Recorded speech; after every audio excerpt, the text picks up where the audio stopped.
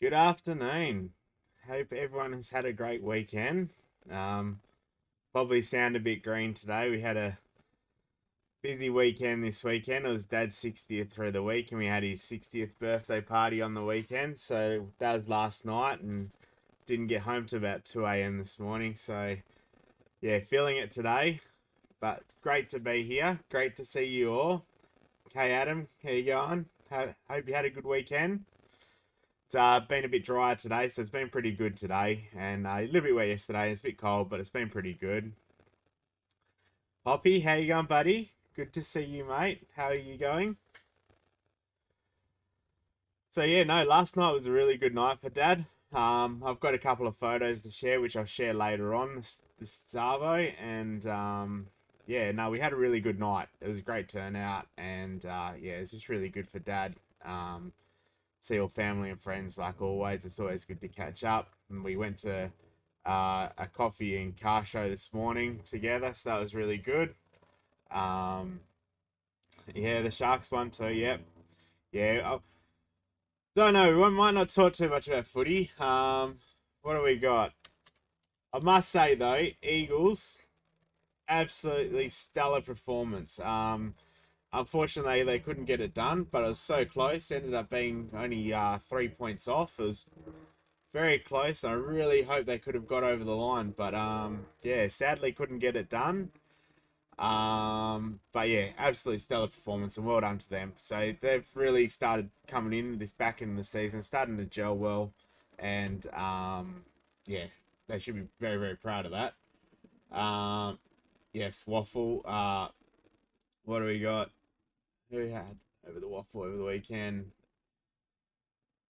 Uh, yeah, Sharks and draw for South. So that was yeah, another draw. So we draw last week, draw this week for South, draw with Freo last week, and we won't talk about Friday night's game with Freo, so that wasn't the best. And yeah, Swannies, yeah. Not Swan Districts, yeah, Sydney Swans. Yes, absolutely flogged GWS, didn't they? I think it was I can't even remember the score. I think it was like 80 points or something, wasn't it, Hops? So yeah, absolute stellar performance from them. So no, I hope you've all had a great weekend.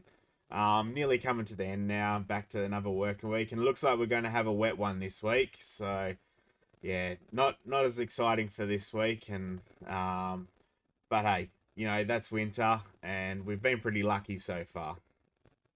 So just a quick note: how's everything sounding? The microphone's been on and off the last couple of days. I think I got to get a new cable for it. So it's been a bit funny. So just a bit of desk vibration will knock it off. So I've kind of got my arms up to try and not make any vibrations. 112 to 39. Amazing. Absolutely amazing. Great game by them. Absolutely fantastic. So today's topic we're going to talk about is on soil prep. As we're coming into spring now. Fantastic, Peter. And how are you going? Good to see you here. As we're coming into spring now, this is going to be the common thing to start with. Obviously, we've got renovations, which we'll talk a little bit more on renovations coming up in a couple of weeks. But I'd like to talk a bit about soil prep as if you want to plant a new lawn, it can be a new garden as well. So a bit of both, and how I ideally see I'd I'd plan my soil prep and what I would do. So let's start with the basics. So with soil, we always try and add in organics as well, because when you got your bacteria and your fungi, which breaks down the fertilizer to create an available food source, I find having that organics in the soil is a very vital part. And this it's something hard that I see quite often lately, especially in new developed areas where a common practice is it might be sometimes a light layer of swirl on top of what originally is builder's rubble there, and a bit of dynamic lifter, which is chicken poo, and then they'll lay the turf down. Now, dynamic lifter is fantastic because that's an organic source of phosphorus, and we know we use phosphorus for root growth, and when we're planting a new turf, root growth is absolutely key and vital to get that root system into yeah, get that working and into the soil as soon as possible, for just the health of the lawn itself. Hey Luke, how you going?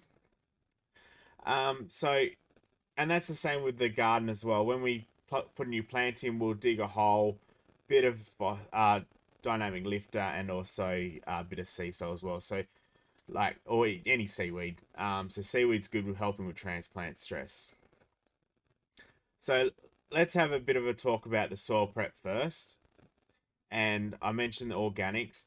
For me, we find that a balance, if you go too much organics, it can end up making the soil quite soggy. So we try and find that balance. And the balance we kind of find is 70% sand and 30% organics. And we'll mix that together. And you'll find a lot of soil yards when you go through and buy a soil, it's a 70% sand and 30% sand mix. So if you do end up taking out that 100 mil and you put in 100 mil of good soil, that's what you generally find your mix is, which is fantastic. However, I want to give a bit of a different thought on that, because when we talk about 70% sand, and please have questions ready as well, and feel free to ask anything along the way, and I'll pick anything up along the way. And if I'm explaining anything not in enough detail, please feel free to ask me to elaborate a little bit more. So when we go into actual soil and sand, I go through a different way. So instead of the builder's rubble is okay as long as we get all that rubble out of it. And my thinking is, why do we take away so much sand to bring in more sand back into the area? Whereas you could probably just clean out the builder's rubble, take about that 3 centimeters of sand away, and then bring in 3 centimeters of good compost and mix like 100 mils or the 10 centimeters worth with the rotary hoe, which will allow you to grab any more rubble as well. And that will create a good soil mix. I go this way a little bit. Hey Trevor, how you going? Good to hear. uh, Definitely a good way to add in carbon into the soil. Yes, for sure. Um, so oh, when we talk about adding that compost to the soil, so that's why I kind of go take 30% out of sand, and that saves in bobcat costs and carting away. But that allows us to really focus on a really good quality mature compost. And we talked a little bit about it before, whereas you have some compost where if you can have it mature naturally, so they'll go out over 6 months and they'll turn the compost over regularly to allow it to break down naturally. Or you can have a compost where it gets sped up, where they'll go through and they'll have it in piles and they'll put big air spikes into it to blow air into it to help it speed up the process of the breaking down. And which is still well and good. It's just a sped up way of doing the breaking down the organics. Whereas with a mature compost, it allows to build that humus up and it's more enriched, I find. So there's a few places around in Perth that do that. And I find the quality of the compost is so much more. So you're saving money by essentially not taking away so much sand, but you allows you to put that extra money into a really good quality compost, and it gives you that chance to aerify the soil by rotary hoeing the soil with the compost in it, and it just creates that nice soft sand, and you lightly roll it and then you lay your turf on. So on the soil side, that's how I always kind of do it. And I do that with when I'm planting a plant as well. So I'll remove a heap of sand out for the hole. Then I'll take some of the sand away and I'll mix a bit of compost into that sand, and then I'll replant the plant into the hole as well. Good afternoon, Luke. How are you going, mate? Um, the big question is, and this is probably a topic that gets brought up a lot as well, is adding clay into the soil. So we've got our good soil mix. Now the opportunity is, and always adding clay in before we plant anything is vital compared to trying to put it in after. there has been rumored to be able to try and put clay over the top and water it in. Fortunately, it isn't always effective, and we can just make that crust on top of the soil. We've tried aerating. I've had a couple of people who have tried aerating and put clay in the clay holes, in the core holes, and we end up having little clay kind of sludgy bullet kind of areas. So clay itself is a really small particle. It's a very fine particle. It's smaller than sand, and that's what happens. So when the clay gets wet, it bonds, and you got that kind of mold. So that's basically essentially what clay is. It's a very fine and small particle, and there's different forms of clay. You got your kaolinite clay, kaolin clay, and bentonite clay. And with bentonite, you got calcium bentonite and sodium bentonite. And I'll talk a little bit about those two in a minute as well, because that's a very interesting one and gets brought up quite commonly as well. So when we think about clay in the soil, so again, we've got our soil mix. It's now 70-30 mix. I find an effective number, like a percentage of clay, is about 10% in your soil before you have any noticeable effects. So I know you can go as low as 5%, but I don't find until you get to about 10% clay content that you actually start to notice that benefit of water holding and nutrient holding. So having that benefit of clay in the soil will allow to, one, it's a natural retainer, so it'll help retain moisture in the soil. So when you come through spring, summer, and it gets really hot, it'll help hold that water in the soil.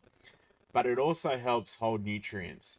So when you're putting out your fertilizer and you talk about lots of heavy rains, and you can wash those nutrients straight into the water system, the underground water system, clay helps hold on to those nutrients. So when the lawn is ready to take it out, the root system will draw through that clay and take in the nutrients. So clay's very important into our soil systems as well. Being in WA and in Perth, we don't have, especially Perth, we get some in the hills, but our soils are very non-clay based. They're very sandy soils. Clay, especially if you're trying to target a 10% range in the soil, becomes very expensive. And this is a massive thing as well. And I would love to, when I got time, and I'd love to go through and take all the brands of clay and actually get them tested as well, because we found that, because you got silt as well. So silt's a very fine particle itself. So a lot of claims of it being clay can also be silt. And I know there's been a few bias testings that have been done where it's shown that some clays have gone through and it's been more silt than clay itself. So I'd love to be good to be able to do a few independent testing to kind of just see what products actually claim that they have a good amount of clay in them, to make sure what we put it out is going to be an effective product. So I think there's a couple that claim they have 50% clay in the bag, and I'm not going to name names today. And you can always ask me, but we're going to just talk about it in general. So some claim that there's 50% clay in a bag. So say if it's 20-kilo bag and you got 50%, that's 10 kilos of clay.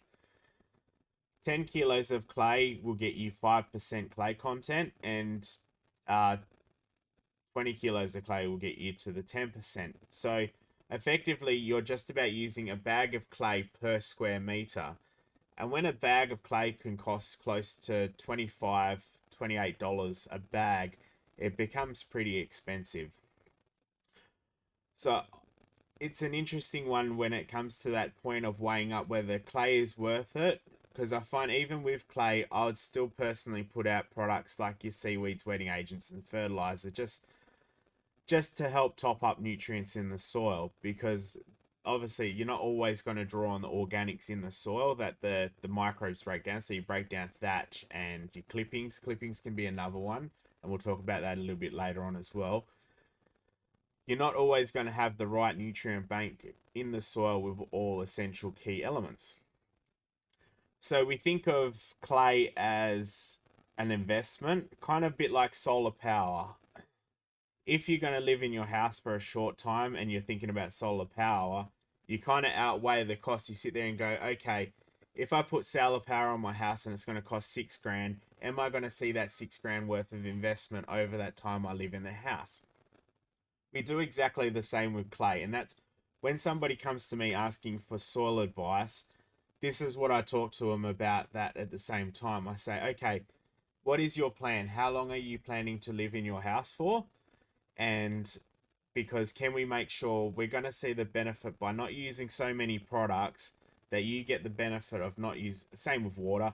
Are you going to get that value back in this investment of adding clay to the soil? And that's the biggest thing. So with clays, the use of wetting agents and even just fertilizer, you use a lot less. And that could be interesting going forward with products getting more expensive. And sadly, I put my prices up again over the last week for our new price list. With products getting more expensive, does the value of clay become more important in our planning advice? So this is where we got to weigh up some numbers, and I think I'd like to do a video on this personally to try and maybe have some numbers so we can kind of see how many years per 100 square meters it effectively work out to see where the value is going to be. So I think that's an interesting one with that clay, because I certainly see the benefit of clay. But personally, I still love to put out my products. I like to put out stuff in every couple of weeks, but if the value is there to only just lightly trickle in a few products just to top up, well, then that's even better as well.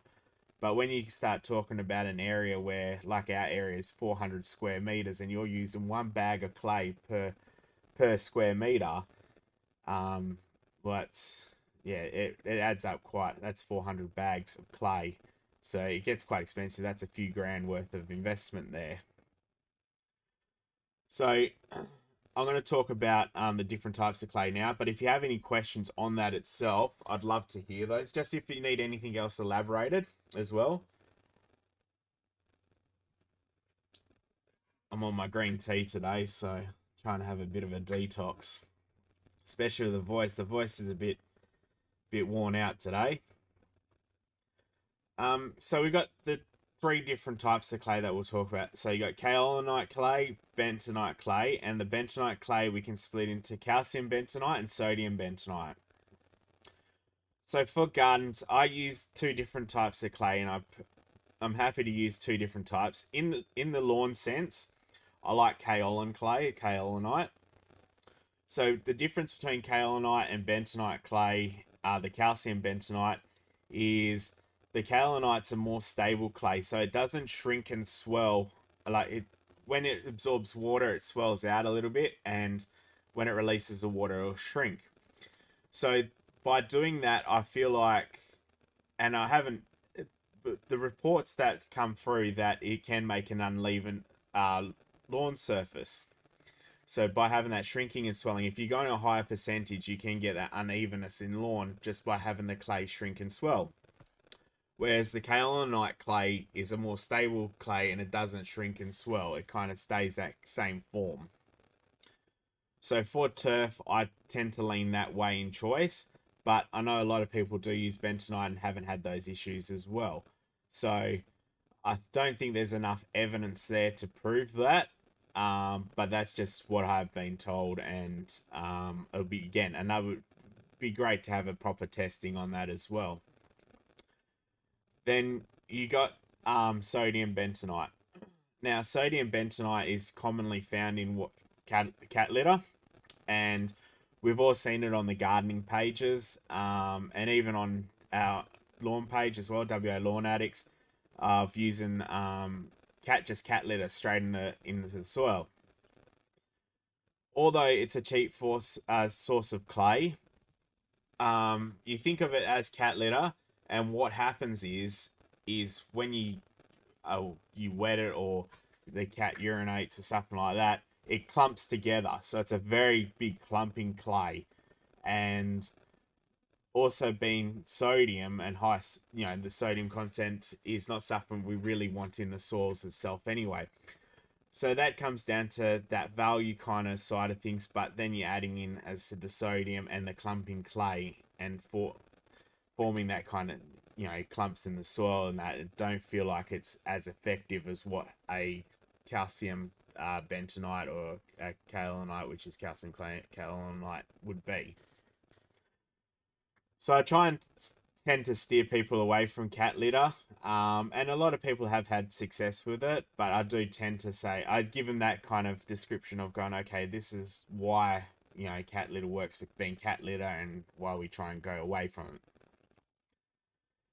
So hopefully that helps there. But with gardening, and that's the thing with gardening, I only kind of, when you get your plants, you kind of gauge on how big the root system's going to go, and that's kind of how I build my hole. So I won't do the whole garden bed with clay, but I'll just, when I dig out a hole for the pot, if I'm putting it in a pot, I'll dig it out a bit bigger, put the soil into a wheelbarrow, and I'll do a full mix and then replant it back in. So I'll probably have, in most like smaller plants, I'll probably go about 15 centimeters right around the plant and then underneath, and I'll recreate that soil, because that saves a bit of money then, because if you haven't got a plant right next to the next one, you feel like you got that bit of wasted space there that doesn't really need it, and you can save your money that way as well.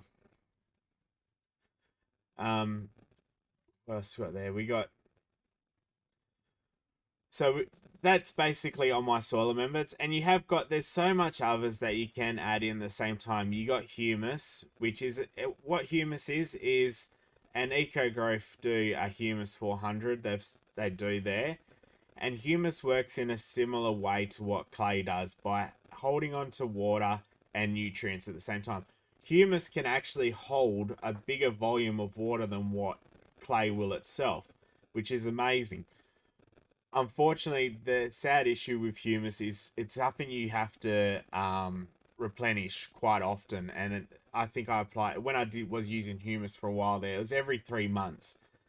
However, it was something. It was a bag. I used to use a bag per 100 square meters of humus at that time, and it being a powder, if you go out on a windy day, you end up losing half of it down the street because it's very light. It's a powder, and then you water it in.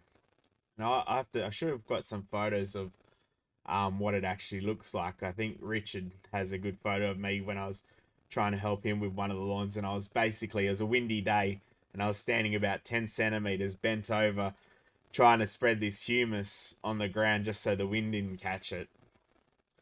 But it's a fantastic product in itself, and this is something that you can add into the soil as well. And if you want something on a bit of a value side, and you can put it on top of the lawn as a top up every 3 months later on. So that's always an option as well. You've also got zeolite. So zeolite's another popular option, and it's more commonly, I've seen it in lawn, but it's more commonly in the garden. And what zeolite does is hold on to nutrients, and it works in the same way as clay is. When the root system, when the plant's ready for a certain nutrient, it will draw from the zeolite, and it'll be there ready for the plant to take up. Yeah, same with you, Dan. Yeah, you especially one of the people that used to get the Humus 400, and it was a great product. And it still is a great product. I couldn't say it was, but it still is a great product. It's a bit more expensive these days, and it's a bit harder to get as well. I think EcoGrow's probably the main one who does it. But with Zeolite, I've found, especially with a lawn root system, the root system isn't strong enough to draw the nutrients from the zeolite.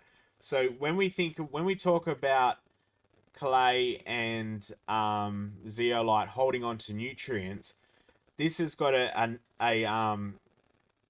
charge. So we go positive, negative ions. So your positive, like your nitrogen and potassium, just positive charged ions. So the root system's got it's like pulling a magnet.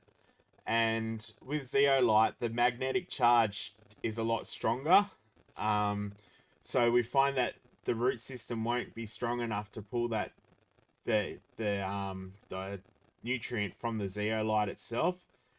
Whereas because our root system in the lawn system, it's not a system that stays. You're constantly getting fresh roots getting put down all the time. They're always breaking down and starting again. Whereas with the plant, the root system gets a lot stronger and they never die off. And you might get a few tap roots that die off, but the main root system is always there.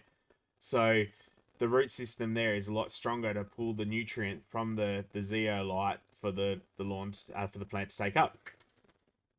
So that was an interesting one as well. And I think it's one of those hard things to guarantee. This is just by all study that we've kind of done a lot of research on, and it's hard because you don't notice it. You can't tell, which is the hard thing with any kind of applying any product, whether it's working or not, because it's never obvious, because you can't sit there and go, oh yeah, I just see nitrogen just come out of that zeolite then. So it can end up just sitting there and being holding the charge forever, and you just don't know. However, when the research is showing and they're talking about how strong a charge is on the zeolite itself compared to what clay is, and then they talk about the root system being very weak in lawn, that just shows you that's when they do the study on, okay, it looks like that the root system on lawn isn't as strong to pull that charge from zeolite. Whereas with the garden and the plants and that is. So again, that's where we will kind of work with a customer on going, okay, so what's your ideal plan? How long are you staying in the house for? And what amendments do you reckon we can use to benefit there in a cost-effective way? So I think that covers pretty much the soil side of things. And again, please, if I've missed anything on the soil, please feel free to ask any questions. Because I've got my dot points here, but I think I've covered them all on the soil. So yeah, please feel free to, yeah, if I've missed anything, let me know. What else I've got here? Hang on, I was just going to open up this one here.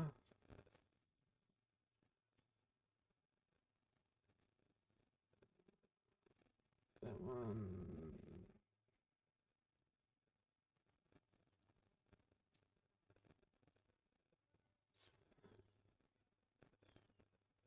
Okay. Now, when it comes to other soil amendments, so this is now fertilizers. So we've got our soil right now. Now we look at adding our amendments. So this is your fertilizers, your seaweeds, and anything like that to get the plant ready. And I touched base a little bit on the start with the phosphorus in the dynamic lifter. And this is a common one. We can use dynamic lifter on the lawn and also in the garden as well.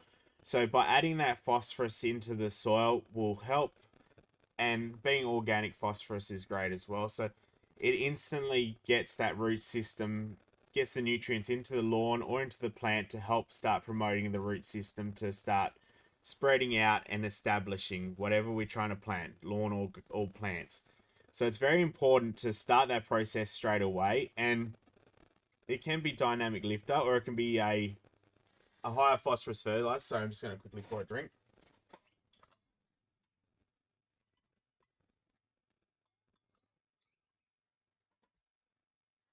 Hoping the voice lasts today. So yeah, it's essential that we get the root system started as fast as possible, because you think of it in different seasons, and especially with coming into spring and summer, and as it gets warmer and the root system on anything is really shallow, and this is why we have the water exemption for a new lawn or a plant, is you really, because the root system is very new, we want that root system to go down as far as possible so it doesn't rely on water all the time. And by having that root system going really deep, it goes to the cooler part of the soil where there can be a bit more moisture, and that will just help ensure that it doesn't go turn bad. So we don't want it to dry out. And this was the biggest issue coming into, say, a new home development. And I'll quickly touch base on this again. So when we got talk about builder's rubble and basic soil some of the soil that we can get from a soil yard is instantly hydrophobic, because we know hydrophobic soil is created by organics breaking down, and it releases a wax, and that wax coating um, coats the sand particles, stopping water from penetrating through. And you'll be quite surprised on how many soil yards, even good soil yards, that breakdown process happens pretty much immediately. And so you go through and you put down a fresh soil, you go to water it, and you instantly go going, oh, there's already water pooling. And it's very common. It's surprising how common that is. And it's natural. So don't, if it happens, if you get a soil and it is like that, don't feel like, oh, I just bought a, expensive soil and it's not that great.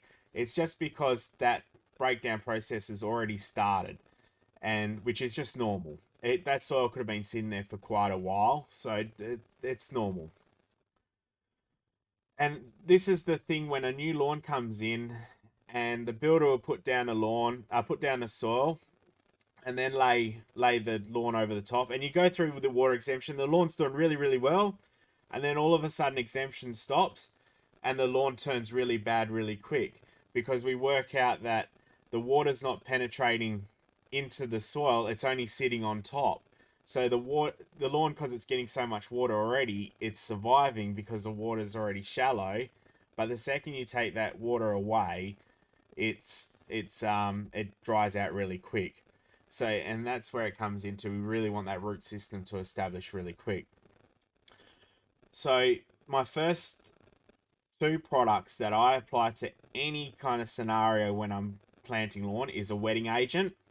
So we can immediately break down any hydrophobic soil straight away, allowing water to go deeper, and we can get that root system to start running in deeper. And seaweed. So seaweed's classed as a soil conditioner, but it's actually amazing. The benefits are extensive in this. It's it should be given a better classification. So there's a good 60 minerals and trace elements in seaweed alone, and which is a crazy. There's different biostimulants in seaweed that helps with growth. With seaweed, it helps build a resistance to disease, and also with the biostimulants, it helps stimulate the growth. So we use a lot of seaweed for helping with stress, and those biostimulants and minerals help with this exact point of it. And it can also help stimulate the root growth. So that's why seaweed's actually, it's a quite of an interesting product. We think of seaweed just as, oh, it's a tonic, but really it should be classed as something more like, not so much a fertilizer, because it hasn't got high nutrients like your NPKs, but because it's got a lot of minerals and biostimulants. It's very crucial. It's actually quite amazing. Um, so that's why I call it. It's one of my essential products. And then you use a wetting agent as well. So your wetting agent, of course, as I said, it breaks down the hydrophobic layer and helps the soil take in the water. The other product I tend to go towards, and I was hoping to find a photo on this, and I'm still trying to find it because it's really hard. So with humic acid, now I'm just trying, I couldn't find a photo. So what it comes from, it's extracted from leonardite rock, and what that is, it's like a brown kind of coal formation. It's like the form before coal. So there's no there's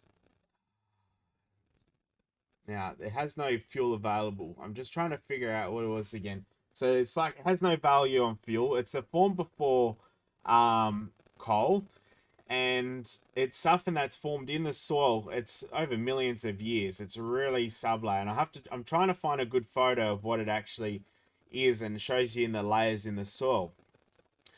Now they break down this I'm bad at pronouncing, and you already know that anyway, leonardite rock, into humic acid. And from humic acid, you can extract fulvic acid. Now, you can't get when you got humic acid, it already has fulvic acid in it as well. You can extract fulvic acid from humic acid, but you can't extract a humic acid as a sole-line product. So with fulvic acid, we can use it as a bit of a foliar application. It's a natural chelator, and so is humic acid, but we use it as a foliar product with iron to help the take up be more effective. And fulvic acid and humic acid can help with root stimulation as well. So not only helping with soil conditioning, it actually is a natural chelator. Now, this is probably another word. So when we talk chelator, if we all go to Bunnings and can remember the product and it's iron and it says it's kind of like chelate, that's actually chelate. So that's, I get that quite often. People will call and they say, oh, can I use iron chelate? And that's actually chelate. So that's, if you think of that, when it says chelate, that's to help the iron actually be taken up. So we talk about the charge of iron being positive, and sometimes when you try and put positive ions together, they kind of push apart. By having that chelation, it creates a neutral charge, and it'll allow the product to be taken up. So what have I got here? So yeah, with humic acid being another essential product is just by helping increasing the carbon in the soil, which is quite important. It helps aeration of the soil as well, just by creating that that organic system in the soil.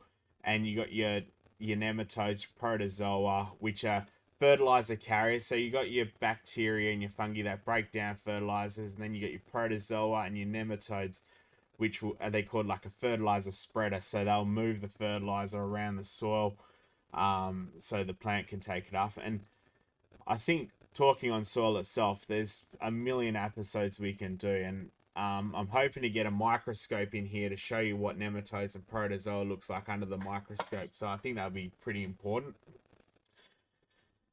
Humic acid also helps detoxify the soil, so it helps buffers out salts and different toxins in the soil, as well as helping create a neutral pH in the soil. So when we got our high pHs in our soils, this can help with that, help create a neutral pH and helping those nutrients be taken up. And so it's a very important product, and I think there's not a lot of focus on, you got your fertilizers, but the focus on these like humic acid and your seaweed products, there's not as much focus on these, and I don't think the understanding is there too much of actually what they do. And it's probably bad on a few different, like my part as well, that I don't explain too much in it. And I'm going to do a video just on each specific product, like seaweed, one on humic acid, because I think it's really important to share the information of how important that these products are, and organics in the soil. So we think of the soil being the zoo underneath our feet. That zoo is so important to ensure that our lawns are going to be, in garden as well, that what we grow is going to be so effectively, enriched and vibrant. It looks great, and it's all because of what's in that soil. So it's not always what we feed it with fertilizers, it's how we use those, like how those fertilizers are taken up. So for my soil prep, in summary, I thought we'll do a bit of a summary because I have rambled on a bit, and we've gone 40 minutes now and I've already rambled on to this. In summary, for my ideal soil prep, if the value there is to add clay into the soil, 10% clay content is where I would ideally like to achieve, and that's by adding about 20 kilos of good clay into the soil. I prefer to use kaolinite clay or bentonite, calcium bentonite clay. That is my preferred two clays. I prefer to go kaolinite for lawn, and bentonite's okay for gardens. And we can do a bit of a trial on that to kind of understand if it does actually make some unevenness. We like to keep a 70% sand and 30% organic mix. So we don't want to add too much organics to make it go soggy, but we want enough organics to have that benefit of adding that zoo in beneath our feet.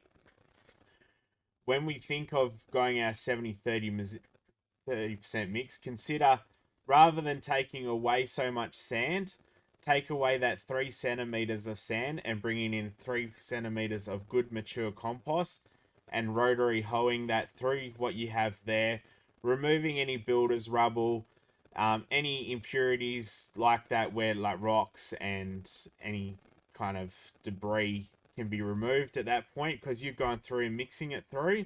So go through, mix that, put down a wetting agent, seaweed and humic acid straight away, just to ensure that soil's fresh. Level it out, give it a light roll, and then we can put our lawn down on top of that. If it's in the garden bed, don't just dig out a small hole just enough for the pot. Go about 10 to 15 centimeters around. Take that sand out and put it in a wheelbarrow. Mix a bit of mature compost through it, and we can add clay into it at the same time. Put a bit on the bottom and enough for the plant to sit at that right height, and then fill the rest in. And again, we'll water it in with wetting agent, seaweed and humic acid, and then it can be our fertilizer of a choice after that. And that can be dynamic lifter or any fertilizer, a starting fertilizer that has a little bit higher in phosphorus, and some plants like a little bit more nitrogen, but we generally keep lower nitrogen at that point. So ideally, that is my way I would personally do soil prep, and I hope I've explained that clear. Again, if I do need to elaborate a little bit more, please let me know. I'm going to go through a couple of questions now because I have missed a few. And yeah, Dan, we've talked about that for a few times now. Dan, being contractor, we've had a few where we've gone to a top dress job, and you'll spread the top dress out, and you'd go to water the top dress in, and you can notice that pooling straight away on top of just a light spread of top dress. So that's probably one quite common example of actually seeing it. And yeah, Peter, it's huge. It's a massive difference.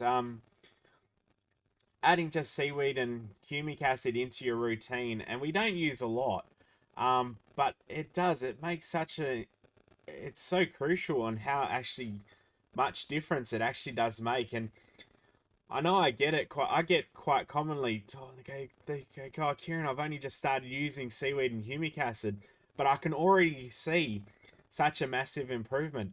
And the funny thing is, right, especially with humic acid, is sometimes there's a nutrient bank in the soil that we don't even know about. And then the first time you apply humic acid unlocks all those nutrients that were there and not taken up. And you get an instant adrenaline shot straight into the plant and lawn, and it just sparks up. It's amazing. I've had so many photos come through where they've used humic acid for the first time, and the lawn's just thrived and they've loved it. So it's yeah, it's very, very important product. And yeah, there's a lot of great products out there. And so yeah, definitely consider, definitely worth. And I'll probably do a video on one of those first, straight up. No, thank you. No, yeah, today we're talking about soil advice, Matt. I think it's just a good time to talk about that, because now we're kind of talking, we're coming up to spring, and this is where we do start planting our new plants and your new lawn. And this is, I think, a great way to start getting ourselves on the right foot. Yeah, so exactly, Dan. So that's probably where we use a little bit more fulvic acid as well. Humic acid works great when we can do it in the evening and it gets washed in the next day. I try not to have the humic acid sitting on anything over like during the heat of the day because it can actually cause that issue. But it does help with the nutrient take up, so and it gives that effective result. So yeah, it's just yeah, it's a fantastic product. So while we got some more, if we've got any more questions, please feel free to answer, like ask it away. I'm more than happy to answer any more. I just thought I'll bring a couple of photos from last night. So again, it was 60th, Dad's 60th, and Dad, I want to say a massive happy birthday to my dad, Greg. I put a post out the other day, and I'm absolutely truly blessed to have him work with me. Me and Dad have worked together for, what did we work out the other day? I think it was like 17 years.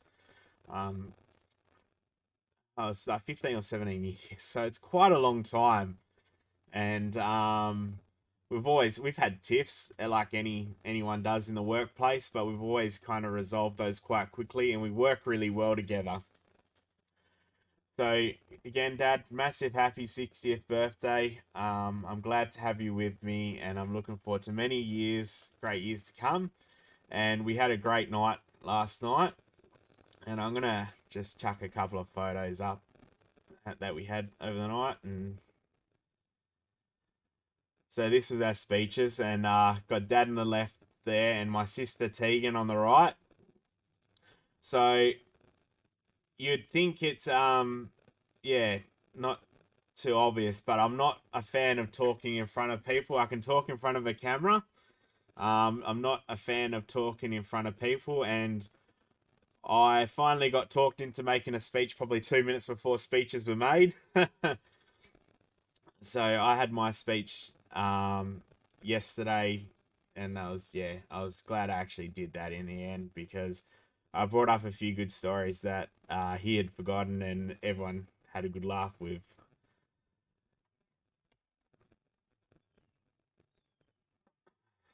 And so, and I have to thank my lovely wife Natalie. She made the cake, so it's a Ford and Docker cake, and so that was great.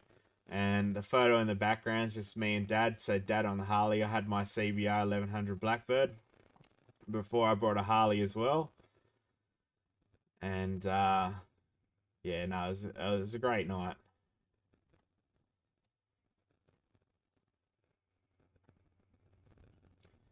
And again, bit of the blue and purple Frio and Dockers, Frio Dockers and the Fords.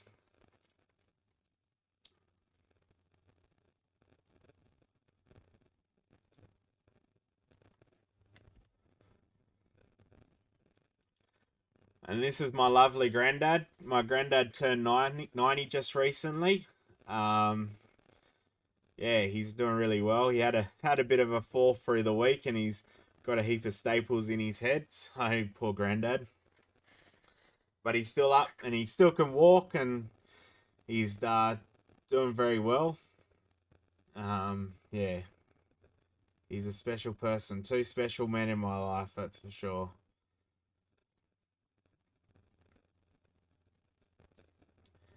And this is my family.